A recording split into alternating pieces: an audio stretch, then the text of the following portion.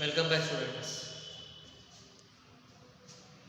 So the next part of the chapter in equilibrium,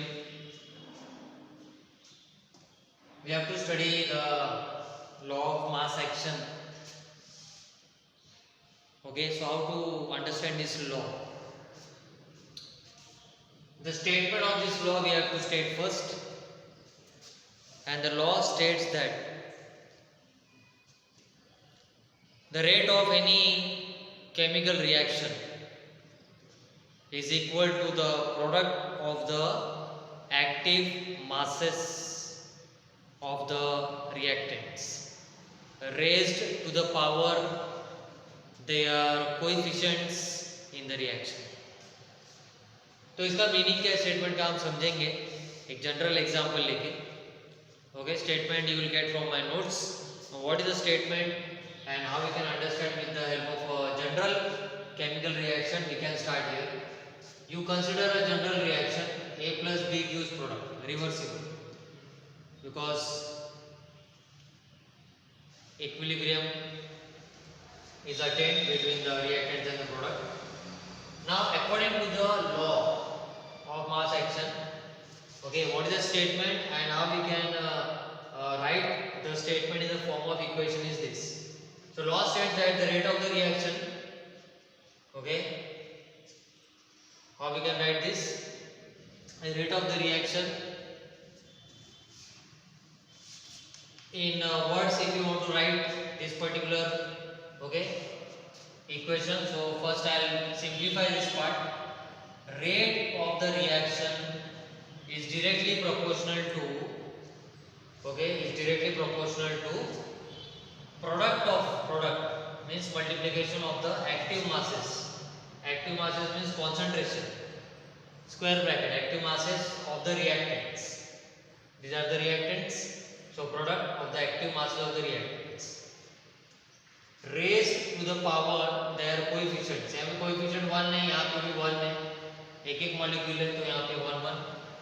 Okay, so that we are not writing, that is understood. So this is the law. Okay, that the rate of the chemical reaction is directly proportional to the product of the active masses of the reactants. That is nothing but rate will be equal to A into B. Proportionality sign, when it is converted to equality sign, you will get a constant, that is K. Now if we also consider one more general reaction for better understanding, where three reactants are involved, A moles of A plus B moles of B plus C moles of C, where small a, B and C are the stoichiometric coefficients. Stoichiometric coefficient मतलब क्या? Number of moles of the particular reactant. So A moles of A plus B moles of B plus C moles of C gives product after attaining equilibrium. So according to the law, again what we can write here, rate of the reaction is equal to, or in the beginning directly proportional to, A raised to A plus B raised to B plus C raised to C. Okay, further rate also will be equal to again K into A raised to A plus into B raised to B into C raised to C. Okay, so specifically when we consider the coefficients, so you write that coefficient to the power of the active masses of the reactants after taking their product. So this is the law of mass action. Now here we have a very important derivation. Okay, important derivation for Kc. आपको भी जब ये equation derive हो जाएगा तो आपको समझेगा कि Kc मतलब क्या. So very slowly and steadily we start with this derivation. Okay, the topic is law of chemical equilibrium and equilibrium constant. So law of chemical equilibrium means using this law we are going to derive the equation for equilibrium constant K. How to start the derivation? You consider a general chemical reaction A plus B reversible C plus D. Okay, these are the reactant, these are the products. Now according to the law of mass action which you have studied here, rate of the forward reaction, ये हो गया forward reaction और ये हो गया backward reaction. So rate of the forward reaction RF will be equal to what? K1 into A into B. Okay, we studied here, no? यहाँ पे पढ़ा है देखो. Okay. So that way you write down the rate equation according to the law of mass action for forward reaction, and then rate of reverse reaction means backward reaction K2 into product of active masses of the reactants. क्योंकि backward reaction में reactants कौन से हैं? C और D. Forward reaction में reactants कौन से हैं? A और B. So you write down the two equation, and we also know that equilibrium, okay, stage at equilibrium, rate of forward reaction is always equal to rate of reverse reaction. So both these equation you have to equate, and you will get this equation K1 upon K2 is equal to, okay, substituting the values of RF and RR, ये values है ना RF और RR, so substituting, rearranging and substituting the values, you will get this particular equation K1 upon K2 is equal to product of the active masses of the products upon reactants. Okay, and also this is the ratio of two constants, rate constant of the forward reaction, rate constant of the backward reaction. So this ratio we can consider as a new constant Kc, and that is substituted here. Okay, so what is the meaning of Kc here?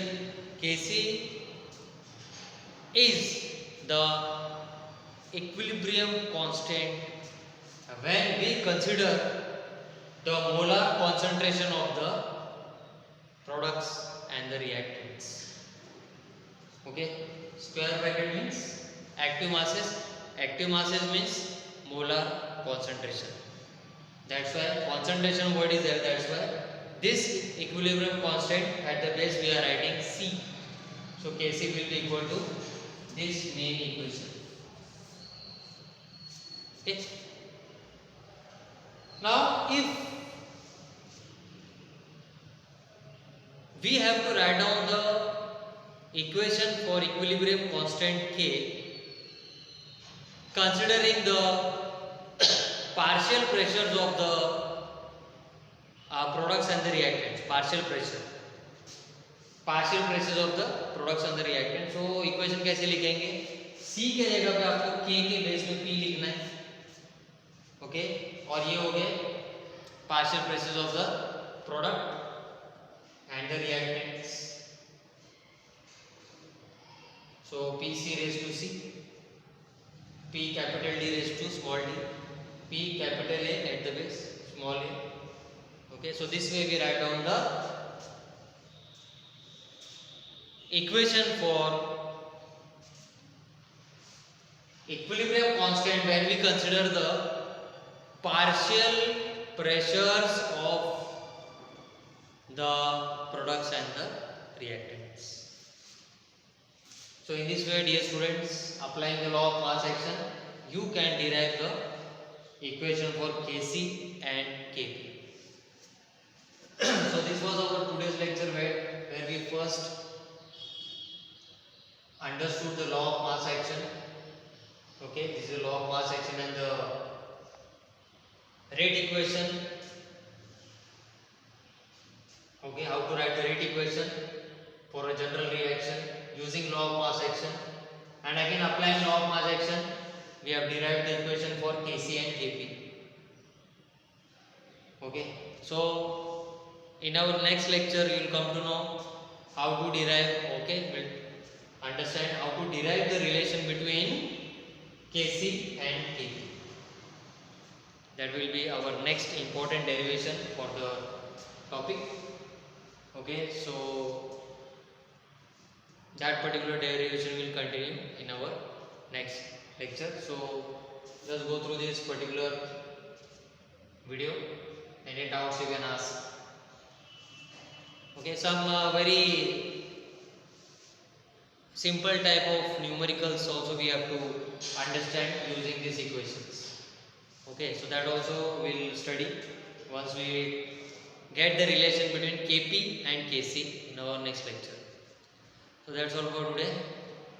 Have a nice day.